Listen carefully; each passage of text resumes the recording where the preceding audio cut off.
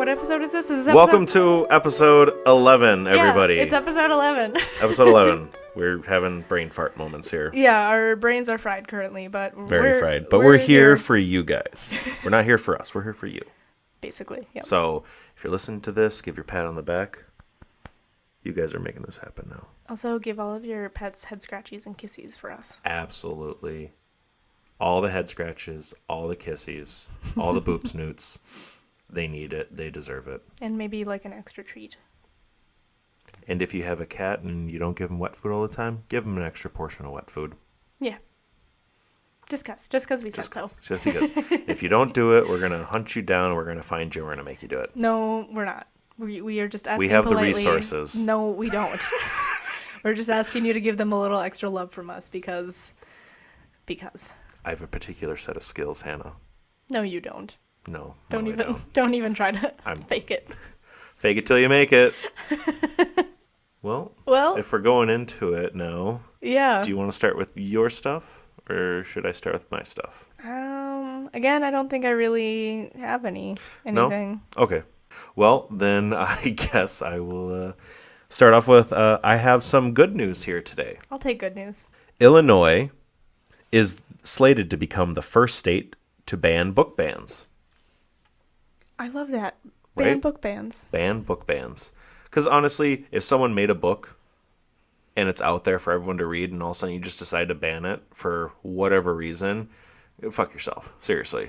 I read an interesting... I didn't really get into the comments of it because I was like, I don't have the energy to...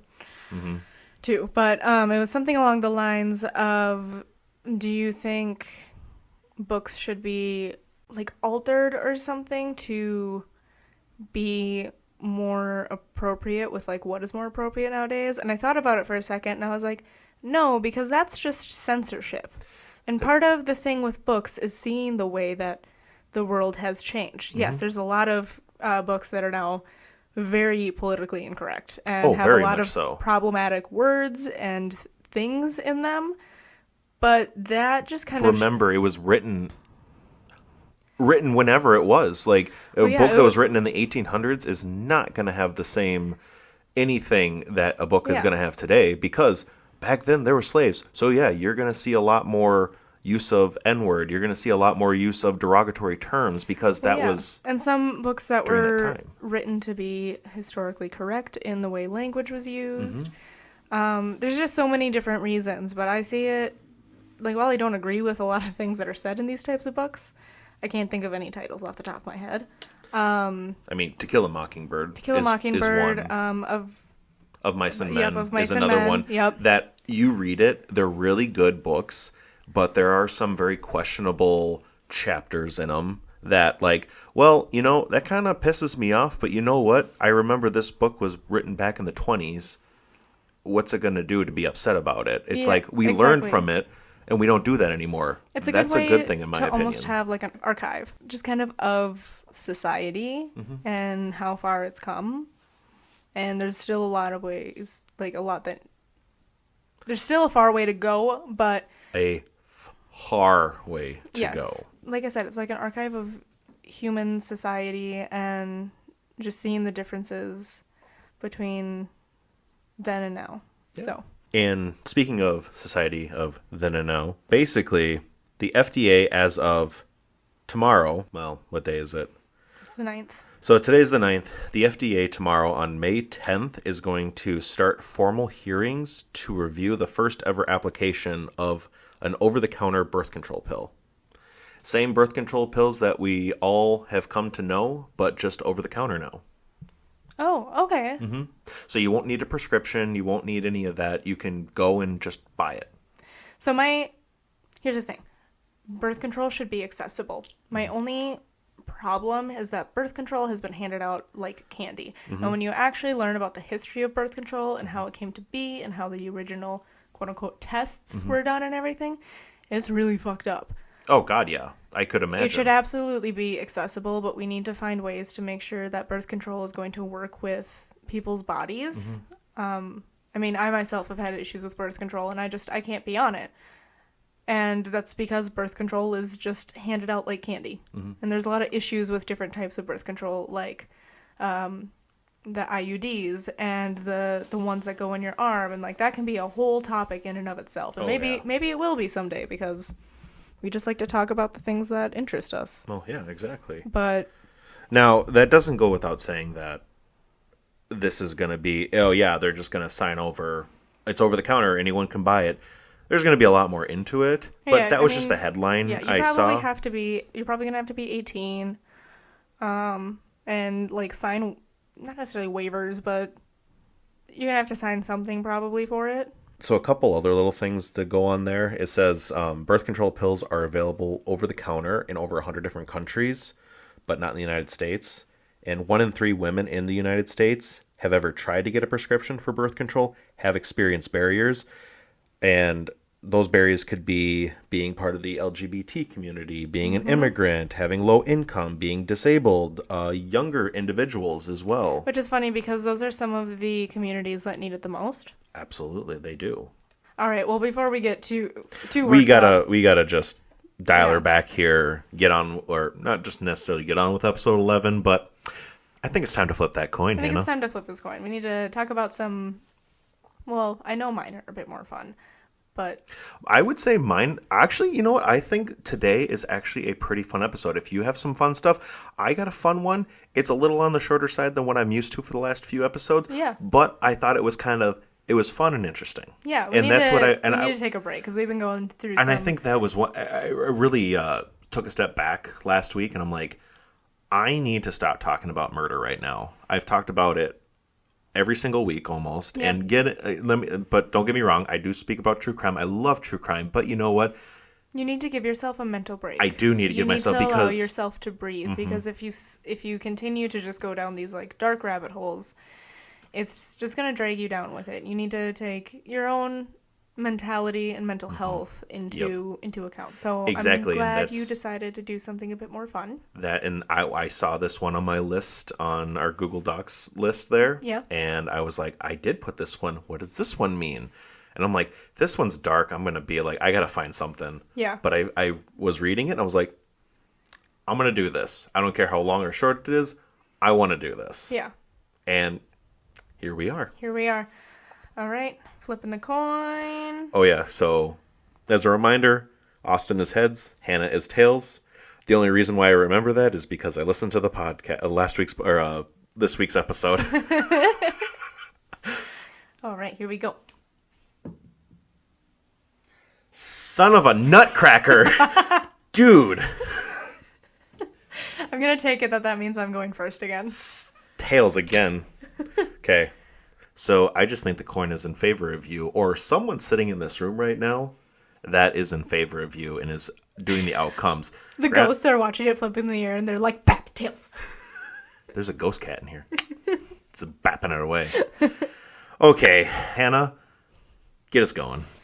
Today I'm going to talk about Minnesota lore and cryptids. Ooh, I know you've been really excited to talk about this. Ever since beginning of this year, you've just been like really talking about it and want to do Minnesota lore. So I haven't looked up any Minnesota lore, even though it's like piqued my interest. Yeah. So I can't wait to see what you have here on your little tablet.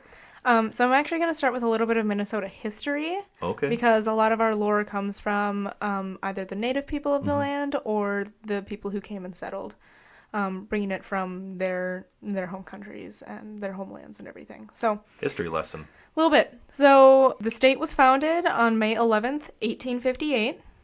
Prior to white settlement, the land was mainly home to the Dakota and the Ojibwe. The land was officially settled by white people in July of 1776, though they had been coming around since the 1600s to map the land and the Great Lakes and for fur trade. All right. Wait, since the, you said 1660s, you said? 1600s. Oh, 1600s. Okay. But it goes back further because there is evidence of Vikings coming as early as the 1300s from the Kensington Runestone, which was discovered up near my hometown in northwestern Minnesota. Oh. So the stone was discovered in 1898, and the runestone tells the story of a Viking expedition in the area. And so that's a whole little story I could get into on my own, but I did want to mention it. Right. Interesting. I didn't know. I remember going to a museum with my school, my little elementary school, to go see the Kensington Runestone and everything. Nice. Now, does that mean that the Vikings and the Native Americans knew about each other then? I mean, I would have to think they probably ran into each other. Mm-hmm. I don't know exactly what the runestone says. I know that there have been translations. Okay. But, like I said, that could be a whole story in and of itself. A lot of our folklore comes from Native Americans and from those who settled and brought their native folklore with them, like I said. So I'm going to talk about 3 of the most common lore in cryptids, and then I have like a little itty-bitty list at the end of just some other random ones that I'll probably cover in the future. Okay. So, starting off strong, we obviously have Bigfoot. Obviously, gotta have the Squatch Man himself. Yeah, I was gonna say, also known as the Sasquatch. With a human-like face, Bigfoot is described as a large bipedal creature that has been reported as being anywhere from 6 feet to 15 feet tall. They're also described as very muscular. Oh yeah, they don't skip any day. The creature is covered head to toe in fur that is usually black or brown, sometimes a bit more reddish.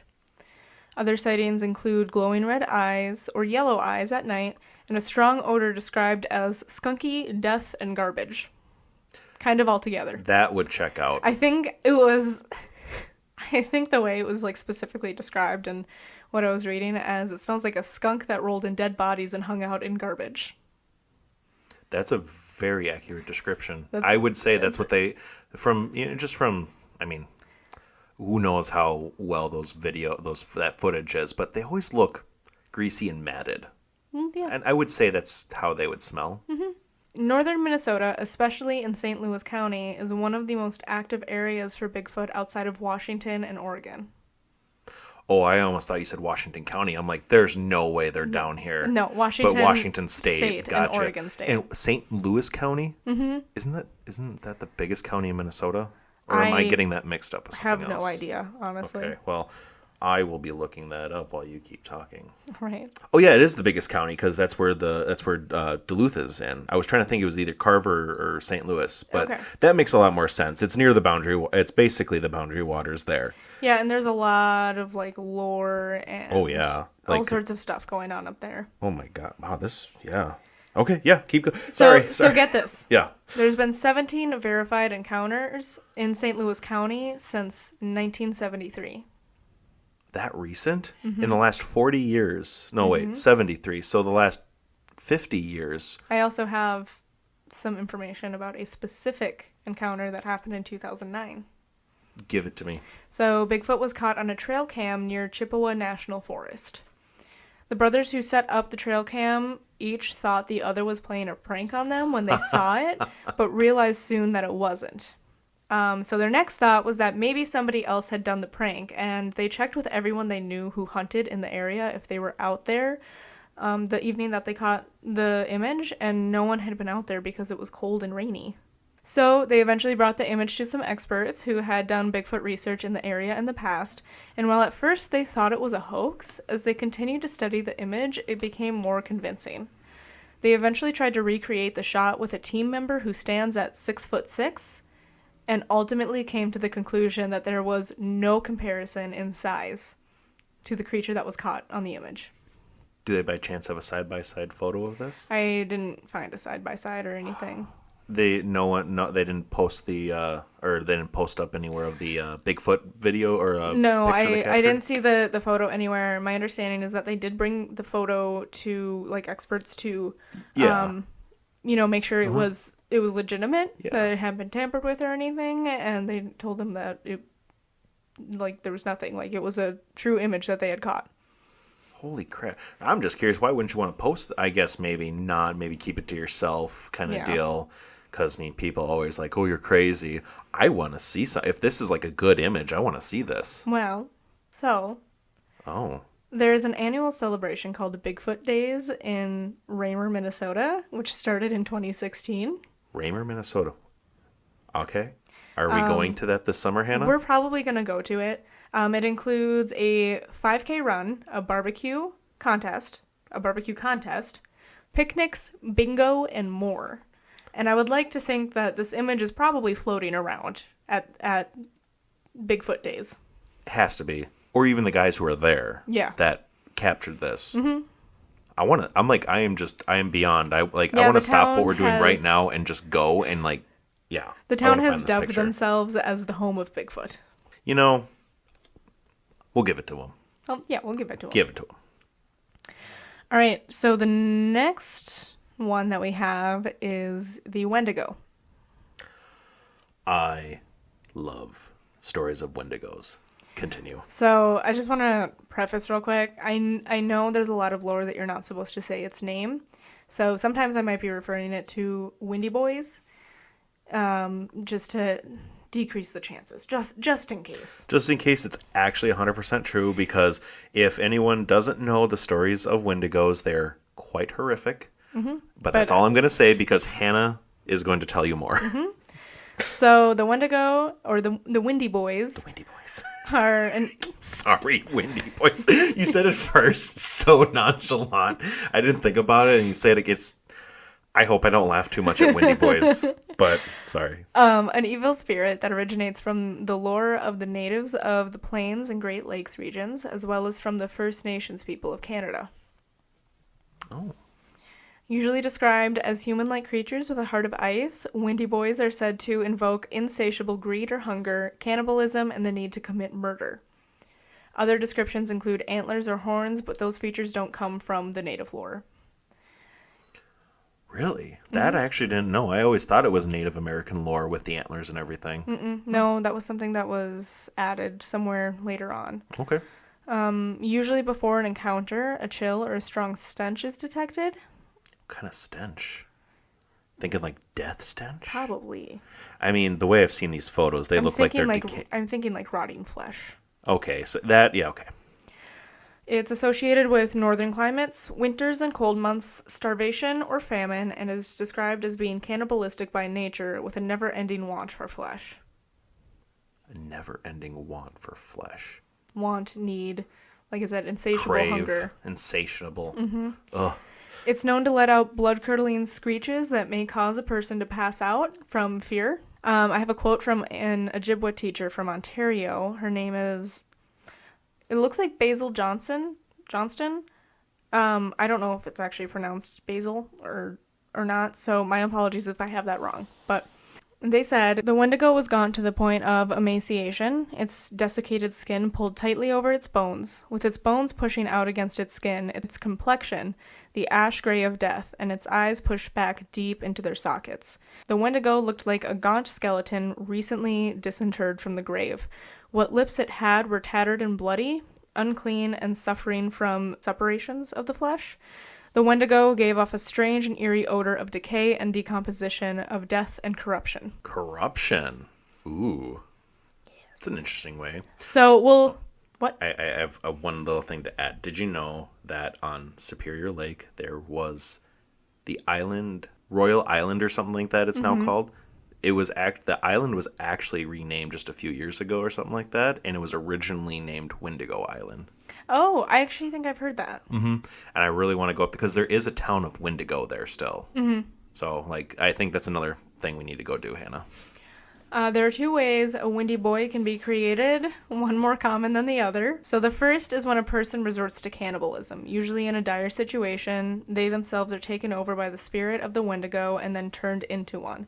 So just think about this for a second. So think about the climate that we have here in Minnesota, especially northern Minnesota, and how dire the winters can become. Oh, yeah. So a lot of times in these types of climates, when you're in the middle of a deadly winter and you've run out of food and everything, people will resort to cannibalism. Some people will offer themselves up and be like, go ahead and eat me. But yeah, if you know you're not going to survive, you so might think as well. about how often that's happened. Probably and if way more often than we'd like to believe. And if the consumption of another person creates a Wendigo. Yeah, exactly. That's quite a bit of Wendigos, especially when settlers were first coming over here and they didn't understand the cold, harsh winters. Mm-hmm. So the second, less common, is when a dark practitioner chants certain words over a small figurine and then gifts it to another person. So it's kind of like a curse. I could see that too. Mm-hmm. In modern psychiatry, there is a form of psychosis known as Wendigo psychosis. With this form of psychosis comes a strong craving for human flesh and the fear of becoming a cannibal. In some First Nations communities, there is also greed and destruction of nature that are symptoms. This is a whole that's a whole psychological disorder. Yes, it's genuinely known as Wendigo psychosis. I got nothing. I've never heard of that either. That's fucking fascinating. I know what I'm looking up more. So I couldn't find any specific sightings aside from some on TikTok, but I didn't really want to pursue those due to the amount of misinformation on the app. So True. And the last one, which is actually one you introduced me to. Did I? I'm curious as to what I did. Is Peppy. Peppy. Our own version of Nessie. Peppy. That's right. I was like, Peppy. That sounds very familiar. Yep, Peppy. Yep. So our own version of Nessie, Peppy is a giant water serpent living in Lake Pepin, which is a lake that opens up along the Mississippi River. Lake Pepin is actually about the same size as Loch Ness, though it's much more shallow, and I've read in multiple articles that the shoreline and just kind of the view from the water in Lake Pepin is very similar to that of Loch Ness. Oh yeah, I've been there many a times, and yeah, it's very serene, but when you realize that it's only like 20, 30 feet deep actually right there. That's the average depth, but it can go up to like 60 or 70 feet, which is much more shallow than Loch Ness. Loch Ness can go up to like 700 feet deep. Right. And yeah, because it is still part of the Mississippi River. So, I mean, the Mississippi River is pretty shallow in some areas. Yeah. And I mean, 20 to 30 feet deep, I mean, yes, could house a serpent, which would be kind of cool if it did. But I've been on that lake many a times. I have not seen anything, but I might just not be in the right area. So it's said that local Native Americans were afraid of the monster and had to make large dugout canoes to replace their birch bark canoes because Peppy would tear holes in the birch ones. Peppy just wants to play. I do think Peppy just wants to play. Recorded sightings have been happening since the 1870s. They died down a bit until somewhere around the 2000s when more reports started popping up. Because Peppy had a child. Many people believe that it's an unusually large sturgeon lurking in the lake or just a log floating around. No, for some of the claims I've heard, I mean, sturgeon don't move like that. They don't move in a serpent-like area. Well, they're talking about like a giant sturgeon. Even a giant sturgeon isn't going to have that pattern like this. It's going to just basically be moving its little fins on the side and then its little tail, like a shark. Like, think of how a shark moves. It's kind of how sturgeon Yeah, but think about how big shark are and how you kind of see them have that back and forth movement. I guess. So there is a $50,000 reward for anyone who can provide indisputable evidence of Peppy's existence, offered by a local businessman. So indisputable. I quit. I know what we're doing this summer. $50,000 richer is what we're doing. Right. So indisputable evidence is going to be a photo that can be proven to be a clear photo that can be proven to be unaltered, netting or catching Peppy, or providing, I really hate this, like a fin, which makes me sad, or like a scale, a piece of the skin, which also makes me sad because like you'll have to cut up the little guy.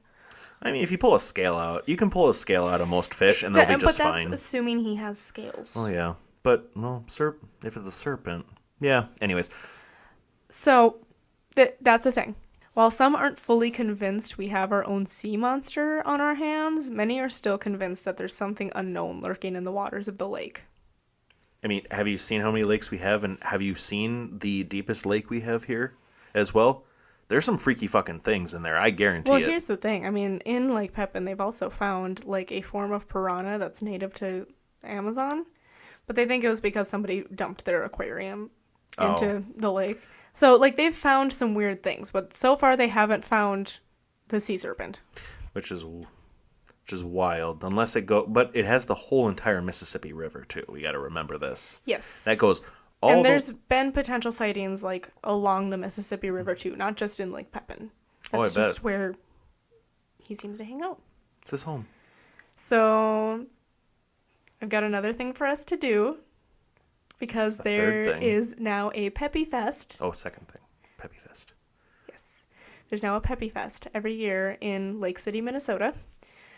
Some believed the festival or the reward being offered would deter people from visiting the area and scare the kids, but during summer, you can see kids playing in the water and calling out to Peppy to come and play.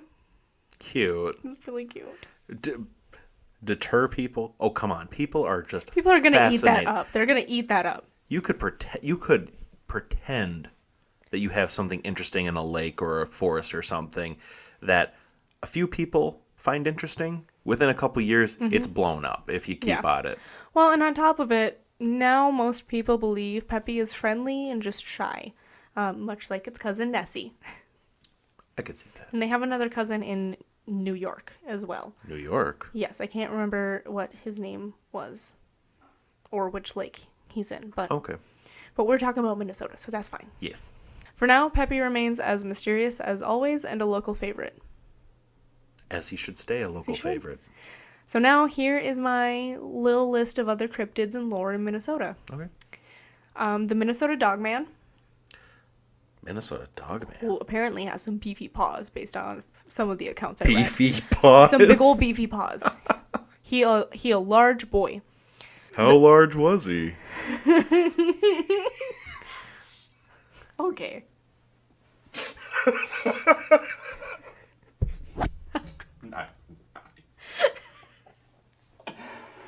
Oh, I'm sorry. I took a really shitty dad opportunity and I took it. We also have the Minnesota Iceman, who is not from Minnesota. Just a man in Minnesota bought him. There's a lot of theories. Yes. Okay, I'm sorry. I've got so many questions already. This is why we're going to cover... Iceman from Minnesota is not from Minnesota, and he was bought. Here, okay. Let me answer some of your questions. Yes, please. So, and I will cover the Minnesota Iceman at some point. Ooh, but okay. from what I remember from when I initially heard the story, there's a lot of theories about where he came from, and I think one of the most prominent ones is that he was just found floating in a block of ice offshore from Asia somewhere, and then some Minnesota gentleman bought him and brought him back here and put him on display to make money, and then eventually toured with him. Keep it classy, Minnesota. Right. There are the ghosts and phantoms of Gray Cloud Island. This is something me and you are going to go explore sometime. I've always wanted to go to Gray Cloud Island. So you know about the pickup truck. I do, and I am quite nervous to go, but at the same time, I'm quite intrigued to go. So for those who don't know, there is a phantom white pickup truck that if you are visiting Gray Cloud Island and just driving around, it will show up out of nowhere and it will start chasing you off the island. And there have been car wrecks because of this, because it comes out of nowhere and they get on your ass. Now, I'm kind of curious though. What if you just stayed still in your car, didn't move it, and if they still ran after you? I'm curious if it's a ghost truck and it just goes right through you, or if it's one of those special ghost trucks that can hit you. One of those special ghost trucks. I don't know the word I'm looking for, so I'm going to call it a special ghost truck. I think that's going to be the title of the episode. One of those special ghost trucks. Special ghost truck. All right. Then we also have the little people, which have shown up in lore across the world. I believe here it's mostly due to native lore. Because the little people has so much lore behind it, I didn't even get any information. When you say little people, how little are we talking? Like under a foot? I have no idea. Kind of like almost a leprechaun. So 2-3 feet? Like a toddler size we're talking here? It varies from culture to culture. There's just some sort of little people, and they're usually referred to something like the little people. And now when you say culture to culture, that always really intrigues me because it's amazing how many similarities with lores in different cultures. It's so each culture has their own interpretation of it in a sense. Yeah, but it's amazing how they do, and how one culture is an entire world away from another culture, but they'll have similar lore. It's crazy. You got to think at some point in world's history it was real. So I can say with almost full confidence that with most of the lore, they're known as being mischievous, and that I could see, gremlins. Yeah, I guess. Little gremlins. Just don't feed them after midnight. And then obviously most people in Minnesota and probably the Midwest are familiar with this one, but thinking about it, I don't know how many people outside of the area would be. Paul Bunyan and Babe the Blue Ox. Mm-hmm. For those who don't know, the reason Minnesota has so many lakes is because they are the footsteps of Paul Bunyan and the Blue Ox working their way across the land. And their footsteps made all of the lakes. That I did know. Mm-hmm. It's definitely it's more of like a children's story around here. Yep. But it falls under the folklore of Minnesota. They ain't folklore. I mean, there's songs about Paul Bunyan and his trusty Blue Ox. And there's Paul Bunyan and Babe everywhere. Like, all over the state. Oh, yeah. And then the last one that I added to the list was the Hairy Man of Vergas Trails. It sounds like a sex offender out on a trail somewhere. Oh, no. Harry. Well, apparently he's pretty terrifying, and he is the... I mean, most sex offenders are. Well, you're not wrong. But apparently this cryptid is pretty, like, terrifying, menacing, and is the cause of a lot of, like, unusual animal deaths in the area. Any peek into that we can have right now? Or not too much, because I didn't delve too far into it. Now, I wanted to focus on like the three big ones that are kind of the most popular and well-known ones. And there's definitely more than this. Like it could be like a whole laundry list. Oh, absolutely. Every single one of those, like you just said, yeah. Mm-hmm. Laundry list and an episode per one. Oh, yeah, absolutely. Like Minnesota Dogman, I could do an episode. Iceman, I could do an episode. Gray Cloud Island, I could probably get an episode out of it. Otherwise, maybe join it in with some other... that one you might want to do it too, because I know... Popular hauntings. Yeah. I'm just really interested in that Hairy Man one now. Like, I'm thinking Cousin It over here. That's all I'm thinking. You like Hairy Men, Austin? I did say I was interested in a Hairy Man, didn't I? You sure did. So if there's any bears out there in the gay community, I like hairy men apparently now. Apparently. And I guess that's the story I'm sticking to. Austin is the gayest straight man I know, potentially. And it's funny because I have used those words exactly to describe myself sometimes. Mm-hmm. I keep you guessing. But that is what I have for Minnesota lore and cryptids this time. All right. Well, thank you for sharing. Yeah. And I think I'm gonna travel us all the way to London, UK. Oh, you're taking us across the pond. Taking you across the pond. Let's go. We're gonna go to the little pub called the White Hart Pub. That sounds cute. It was built in 1216, and at that time, it was built in what is known as the St. Giles area in the West End of London, and it is still there to this day. Okay, so here's the thing. Mm-hmm.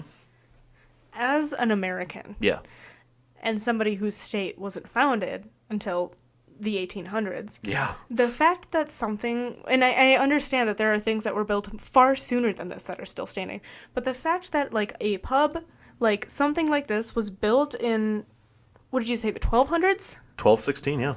Like, that is just mind-blowing. Right. Because, like, we learn world history, quote-unquote, in school, but we don't learn about that kind of world history. No, you don't. And so for us, our perception of time goes back to, like, the 1700s, maybe the 1600s, and that's, like, anything before that is just insane. Yeah, we don't talk about it, which is quite a shame and unfortunate, actually, that we don't talk about a lot more history in our schools. It is. I think that schools and students could really benefit from learning about, like, medieval times and like real, like, ancient history, stuff like that. Honestly, I understand it's important for them to learn, like, what we do learn, but absolutely. But I think to get a more broader picture and understanding of how we got to those situations should be taught. Your daughter is terrorizing. She is. I know. It's my fault partially because I didn't play with her after work because I've been just so exhausted. And I'm just like, I feel bad not playing with my own child. Like, I'm like, I needed to, like... And in case anybody forgot, we're talking about a cat. Yeah, I have a cat. Her name's Ash. She is my child. If you are new to this podcast, that is her. Take me on a trip. Taking you on a trip. We're going to the pub, the White Hart Pub to be exact. It was built in 1216. And at that time... and where it was built, it was known in the town of St. Giles, an area of West End London, and is still there today. Since the building was established, it has always stood on the corner of Drury Lane and High Holborn. Back in the 15th century... Did the Muffin Man go there? On Drury Lane? Hannah, we're not here to talk about the Muffin Man. But do you know the Muffin Man? Do you know the Muffin Man? Oh my god. But yes, it did. It was on the corner of Drury Lane and High Holborn. And I don't know what Holborn is, but High Holborn, it doesn't have lane, court, street, or anything. Okay. So if you're looking for something, you're not going to find it.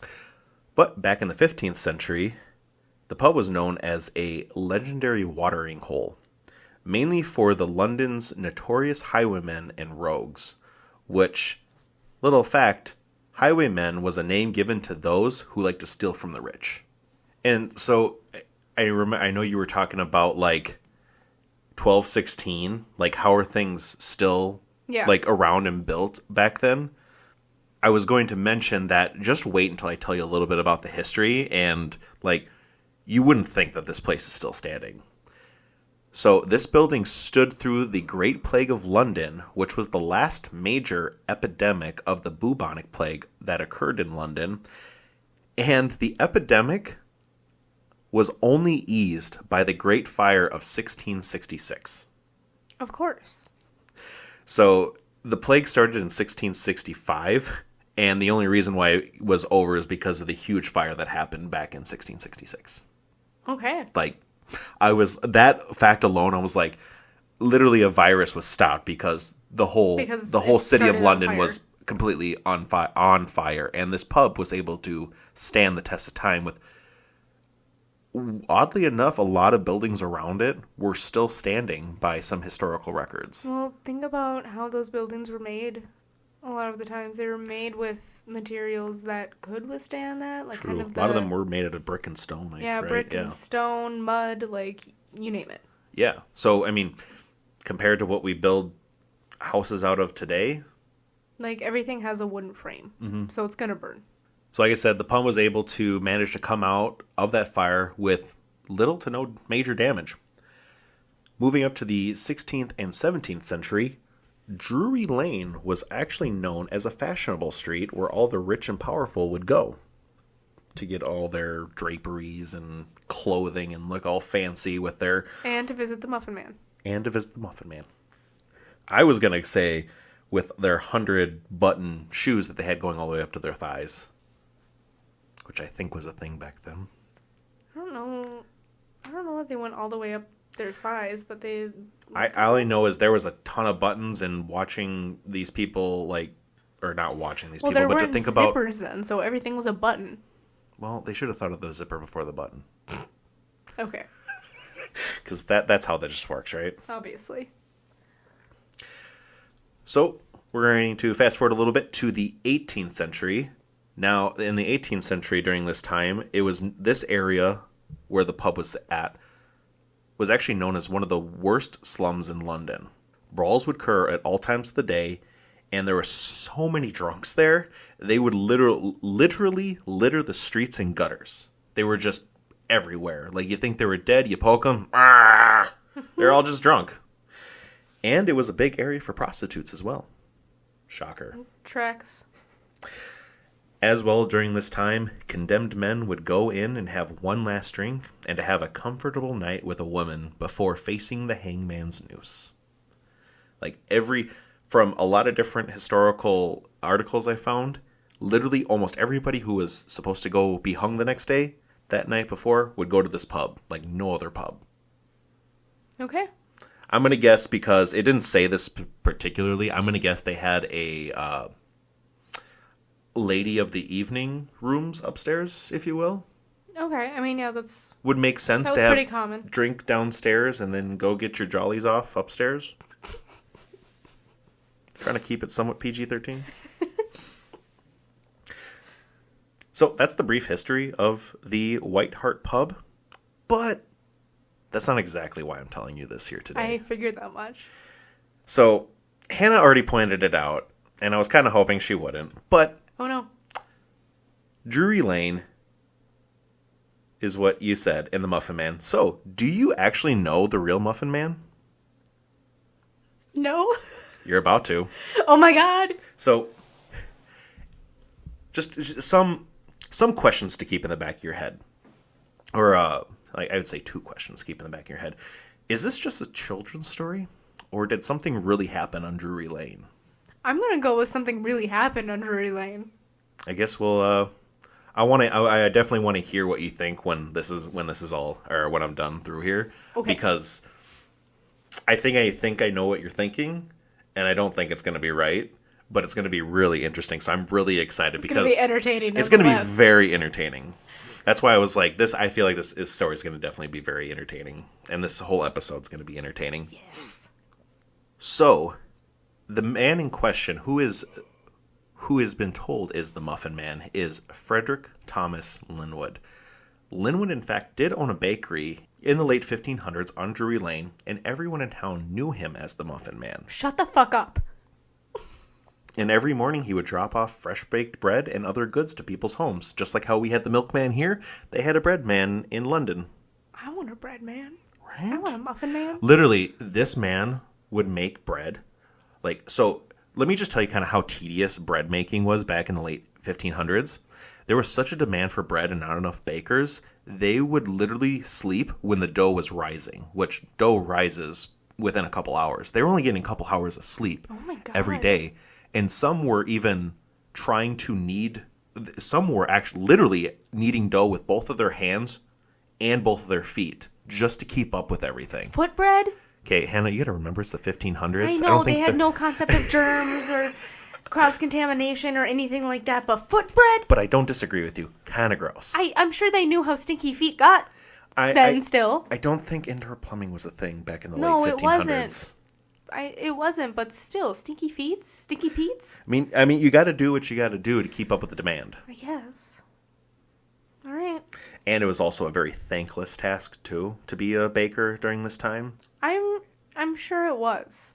So now you might be wondering what happened, and I hope everyone here listening knows the song about the Muffin Man. But why do we have that song as well? We'll get into that in just a bit. So the Muffin Man had another name, the Drury Lane Dicer. It all started when other bakers would mysteriously go missing. And He's literally killing the competition? So, Is that what mutton's made out of? This isn't Mrs. Crumpet's meat pie shop here in London, okay? Okay. So, there's actually no court records or any police records, so a lot of this, I will just say, are claims by other people and texts that have been found throughout history. People claimed it to be Linwood, mainly because Linwood would talk about how fierce his competition was in the surrounding neighborhoods and didn't like it at all. Like, he wanted to basically monopolize being him. But then made me think, if there's such a demand for bread, why would you want to be the only bakery in this town? Right? Like, okay, my thought is, like, it's a thankless job, but it's in such high demand, which makes me think about the Sin Eater again, which is obviously different. But right, regardless, it's a thankless job. You know, everybody wants it and needs it, but I'm going to guess they just looked down upon them and nobody really cared about them. And so he's going to go ahead and kill the competition. People would claim he murdered them. But according to the little records on this, no bodies were ever found, so he could never be tried for it. So after supposedly killing most of the other bakers, the Muffin Man started to go after children.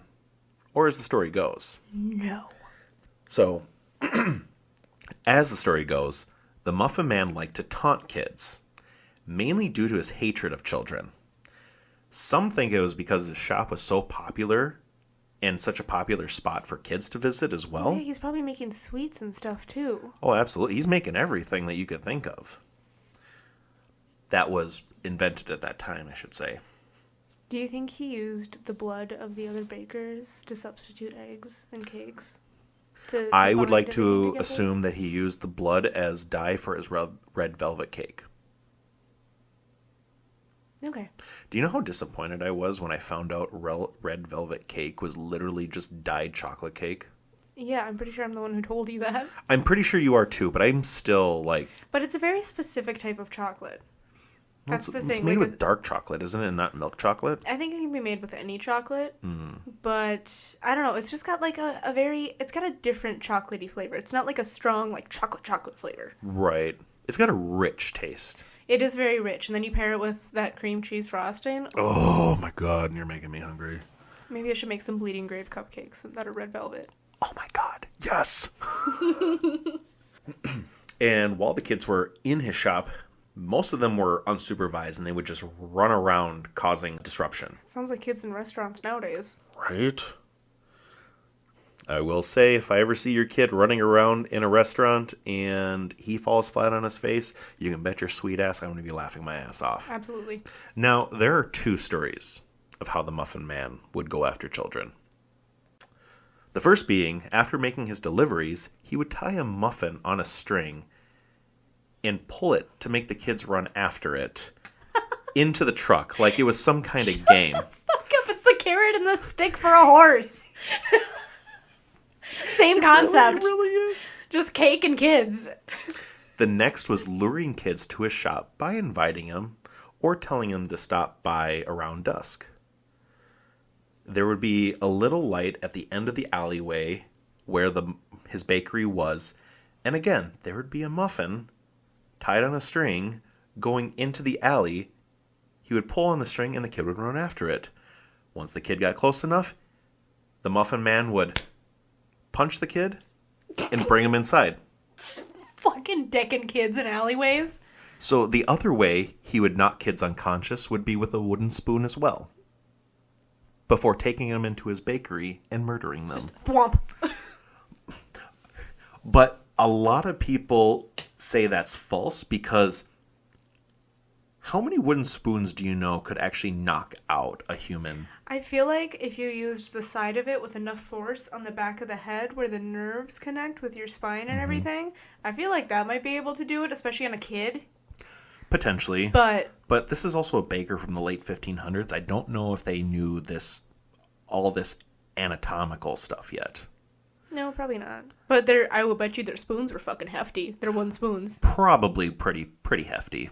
And there was also one other story that I could only find one article on, and I didn't even put it in here, but I just remembered it, was apparently he would sharpen his wooden spoons sharp enough to cut people with them.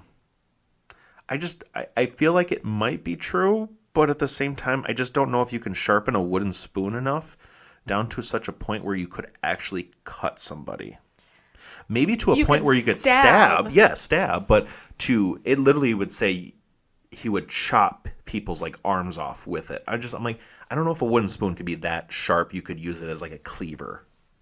It just doesn't make sense. I don't actually want to put that much thought into it. No, me neither. But I'm just like because I feel like it's just a rabbit hole my little brain is going to go down, and I'm not going to be able to stop. But when does your little rabbit or your little brain not go down a rabbit hole? We don't need to talk about that. Because we've done that about 5 times already in the last hour and a half. And that's just the outward rabbit holes that Not the inward ones that you're thinking and keep into yourself. Ones that keep me up at night. They haunt my nightmares. So it is also claimed that between 1589 and 1598, the Muffin Man killed 15 children. It is said that is why the children that were still alive came up with this catchy song, Do You Know the Muffin Man? No. To warn other children to stay away from Linwood's bakery. But no one knows the true story, and it has been told and retold so many times throughout London's history, and there are so many accounts of Linwood's crime, but no surviving records of any court records, any police records of anything, mainly just people's writing in journals and hearsay. So it has been said that it is either one hell of a folklore story or one of history's most creepiest mysteries. Well, and there's a lot of like nursery rhymes that are based in dark history, like Ring Around the Rosie. I was just about to say Ring Around Rosie. It's about the Spanish flu, or the flu of 1912. Yeah. Did you do you know the other one? I had a bird named Enza. I opened up the window and influenza. I've never actually heard that one. No. That was like one my teacher was like really proud of back in world history, and we're talking about the Spanish flu or the flu of 1912. No, it's the same thing, isn't it? I don't know.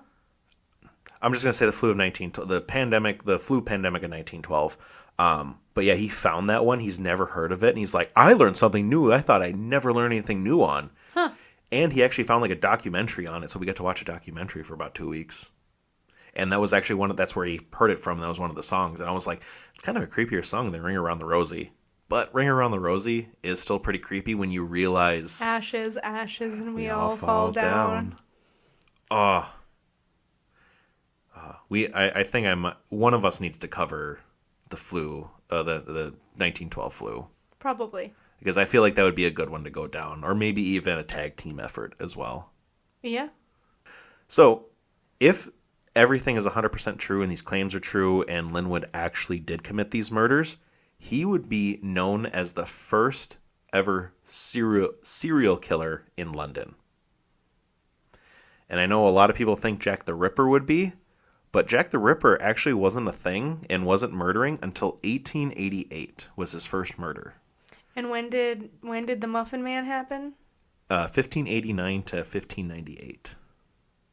So almost 300 years before Jack the Ripper.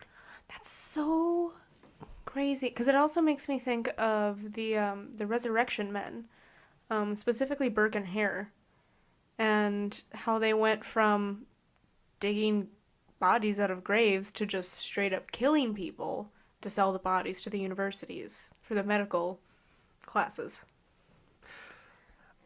That one was in Scotland, though, I think. Yeah, that one was in Edinburgh. I get it. I'm not saying they're right, but I get it. Why you'd want to sell bodies to science and it wasn't just the teachers that were buying them. It was the rich students who were buying them so that they could learn the whole thing. And honestly, I will probably cover Burke and Hare at some point because I just find that story so fascinating.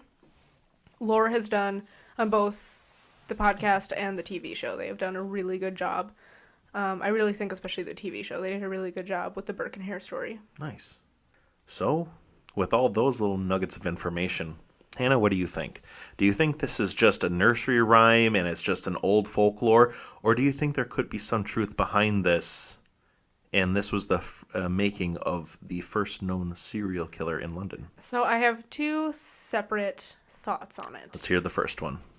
Okay, so the first one is in the 1500s, like you said. It was only in the 1600s when the witch trials started. And again... people didn't like a person, they would just say fucking anything about them. Right? Okay, yeah. So maybe he was mean to children and like mean to some of his customers and everything, but he had this great quality product, so people kept going back to him. But maybe he just rubbed certain people the wrong way, so they started saying this shit. My other thought, again, goes back to Burke and Hare and Resurrection Men and kind of that time. This story... I don't remember if it's directly linked to Burke and Hare or if it's something separate. But I remember I've read and heard the story a few times of near a, like, medical school and, like, everything. There were some kids who were poking around because they heard, there's, like, dead bodies and stuff. And so they're, like peeking in windows and everything. And... whether it was a teacher, a professor, whoever, whatever, saw them, and he was just really fed up with them at this point, because, like, a lot of kids would do this. So he stuck a severed arm out the window and yelled at the boys that it was one of their mom's arms.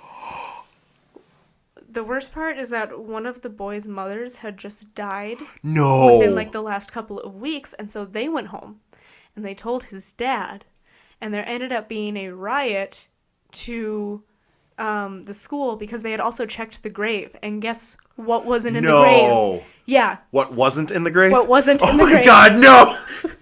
And so there was a whole fucking riot, and it turned into and we're talking like torches and pitchforks, like. And all he was trying to do was just trying to straighten these kids out. Yeah, he's just trying to get them to go away. And just basically the one thing, this is your mother's arm. Yeah, so maybe he was just trying to scare kids away and to get them to leave him alone, and it turned into a whole thing. We know that obviously people did not have filters then. They would say anything. I mean, they were so desensitized to death in any way. Well, I mean, you saw it everywhere, especially with all those plagues and everything that they had. With the plagues, with the wars, with the executions for almost anything. Do you know when the last guillotine execution was? It was like in France in the 70s. Yep. 1977, the same year that Star Wars came out, actually. Yes, I've been really liking those posts I've been seeing lately about overlapping historical events that feel like they're super far apart. Was it? Cleopatra was born closer to the time that the Berlin Wall came down than the actual building of the pyramids. Yeah. That just blows my absolute mind hole. I cannot believe that. Mind hole? My mind hole. There's little brain matter on the walls when I think about that. But no, I would agree with. I would agree with you on your first thought, or your second thought, with people just saying whatever they want to say, and just like, I really don't like that guy, or fuck that guy. He talked to my kid wrong, or maybe it maybe goes into. I mean, both thoughts could be joined in that. Yeah. Like the one being people don't like him, so they're talking shit. The other being he's actually like threatening, quote unquote, these kids just to scare them off, and then it turns into a whole big thing. Yeah, it definitely. I mean, back then it wouldn't surprise me if it was like a whole, not necessarily miscommunication, but I hate this person, I'm gonna try to make them go away, kind of deal. Yeah. Like, I get it was that time, and but wow. Especially with kids, they expected kids to act much more grown than they were. Yeah, they kids did. Didn't really get to be kids. No, and I'm like, even in a shop, but I mean, I could see at a shop like that, because I mean, you got the sweets, you got the smells. Well, and think about it, if he's also delivering to people, he's probably dealing with kids in the homes and everything. Yeah. Like, it wouldn't surprise me one bit if these excited kids for their muffins every morning came like running out at him, and he ended up dropping his orders. Oh, true. I mean, building that